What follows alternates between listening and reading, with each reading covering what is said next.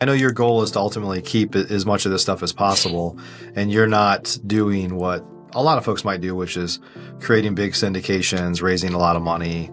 You're trying to No. keep as much equity as possible. Talk about maybe your typical kind of deal structures. My typical deal structures have been either I self-fund the equity or I bring in like a 50-50 partner. We've done one small syndication so far for a piece of the equity, but I've largely tried to avoid syndications for a couple of reasons. And there's nothing wrong with syndications. That's how most of the development world operates. First of all, you give up control and equity of the deal. You work to do a deal this big, but you only own this much of it. Even bigger problem to me is the misalignment of incentives in a lot of these syndications, whereas I, as the general partner, make most of my money from fees, but I bring in limited partners, they put up all the equity, and they really only start getting paid down the road.